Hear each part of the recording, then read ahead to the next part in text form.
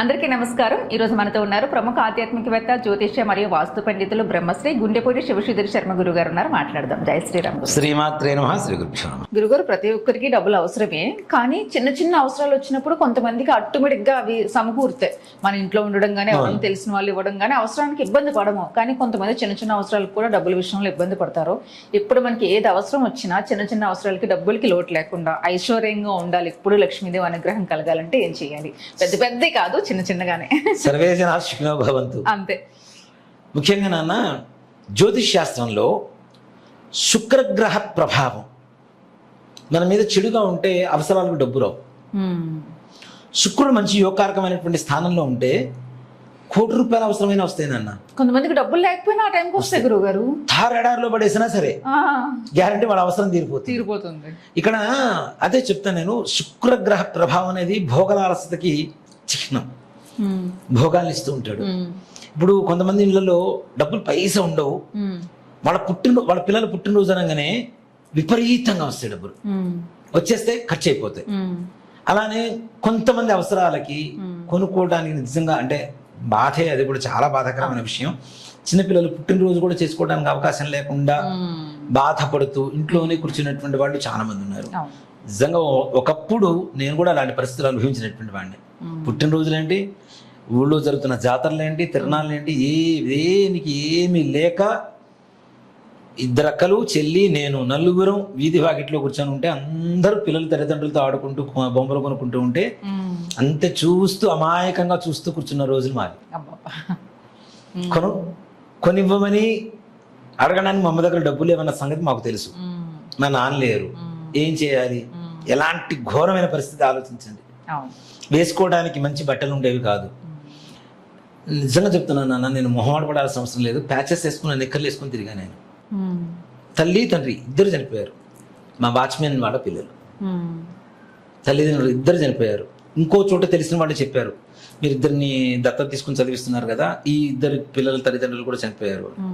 Sir అట్లానే రమనండి. ఒకళ్ళు Christians, ఒకళ్ళు ముస్లిమ్స్. నేను మతం చూడలేదు, కులం చూడలేదు. పిల్లలు చిన్నప్పుడు ఆ వయసులో నేను ఎన్ని కష్టాలు పడ్డానో నాకు తెలుసు కాబట్టి ఆ పిల్లలు ఆ కష్టాలు పడకూడదని ఇప్పటికీ వాళ్ళ ఆశ్రమానికి కావాల్సినటువంటి, ఆ పిల్లలు కావాల్సినటువంటి పుస్తకాలు, బట్టలు, వాళ్ళ తిండి మొత్తం ఇప్పటికీ పంపిస్తూనే ఉంటాను. ప్రతి నెల నా దగ్గర నుంచి వెళ్తాయి. వాళ్ళ పుట్టినరోజు నిన్న వాళ్ళు ఫోన్ చేశారు, వాళ్ళ పుట్టినరోజు కదా మీరు ఏమైనా చేస్తారా అంటే, లేదు అందరికీ ఫుడ్ పెట్టండి, వాళ్ళకి బట్టలు కూడా కొని పెట్టండి, పిల్లలకి బట్టలు కూడా పెట్టండి, డబ్బులు పంపించాను. వీళ్ళు కేక్ కట్ చేస్తున్నాం అంటే రండి అంటే కుదరదులేదా, మీరు చేంజ్ చేసండి అని చెప్పి పంపించేసాను.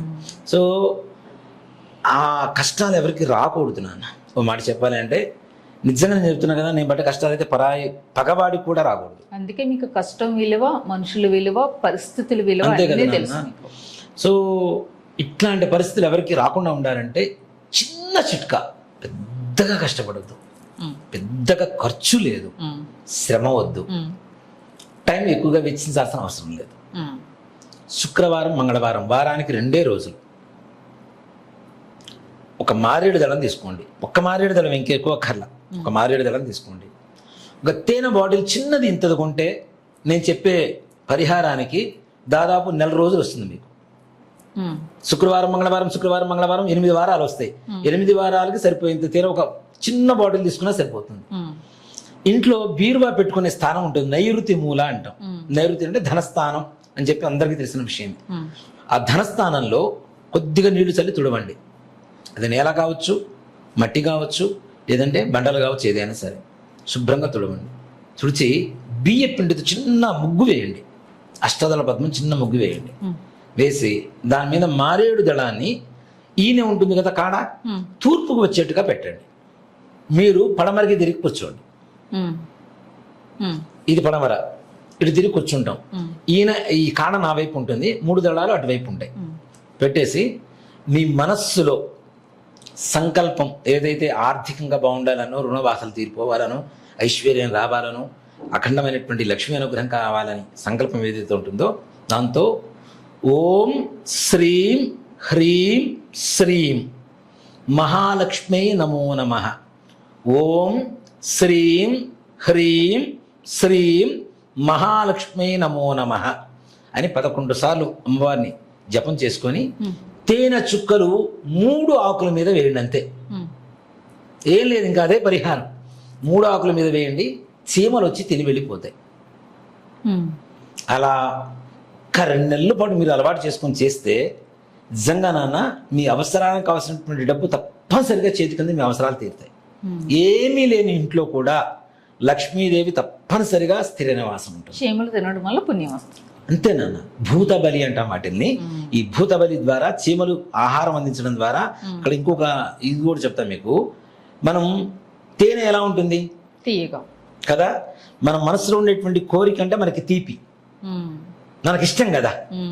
ఇష్టాన్ని మనం వాడుక భాషలో వీడికి మహా తీపిరా తీపి అంటాం, అవునా. తీపి అంటే ఇష్టము ప్లస్ స్వీట్ అని అర్థం. మన మనస్సులో ఉండేటువంటి సంకల్పాన్ని, మనం ఏదైతే ఇష్టం ఉందో ఆ సంకల్పాన్ని ఆ తీపి పదార్థం ద్వారా, తేనె ద్వారా భూతబలి ఇవ్వడం ద్వారా, మారేడు ఆఖ్యానం ఎందుకు చెబుతున్నాం అంటే మారేడు చెట్టు అంటే లక్ష్మీదేవి. లక్ష్మీ నివాస స్థలాల్లో మారేడు చెట్టు, మారేడు ఆకు, మారేడు పండులో కూడా అమ్మవారి లక్ష్మీదేవి అనుగ్రహం ఉంటుంది, నివాసం ఉంటుంది. కాబట్టి ఆ మారేడు దళాన్ని తీసుకొచ్చి ఆ 3 ఆకుల మీద కొద్దిగా ఒక్కొక్క చుక్క తేనె వేసి వదిలిపెట్టండి, చీమలు తిని వెళ్ళిపోతాయి. ఆ మరుసటి రోజు చక్కగా శుభ్రంగా ముగ్గుని మరలా తుడి చేసి పెట్టేసేయండి. బియ్య పిండితో ఎందుకు ఏమని చూద్దామంటే బియ్య పిండి కూడా చీమలు తింటాయి, అంతే కదా. ముగ్గు వేసేది దానికోసం, మనం ఇంటి బయట అసలు భూత బలి కోసం వేస్తాం మనం. సో కాబట్టి వీటి ద్వారా మన ఇంట్లో మన అవసరాలు తీరడానికి కావాల్సినటువంటి డబ్బు తప్పనిసరిగా చేతికి అందుతుంది అని చెప్పడంలో ఏమాత్రం కూడా సందేహం లేదు. మంచి పరిహారం, సింపుల్ గా చేసుకున్న పరిహారం, చాలా సింపుల్. అవసరాలకి ఇబ్బంది పడుతున్న వాళ్ళకి తప్పనిసరిగా ఎవరైనా చేసుకోవచ్చు, ఎవరైనా చేయొచ్చు. ఓకే, జై శ్రీరామ్. శ్రీమాత్రే నమః. శ్రీ గురుభ్యో నమః.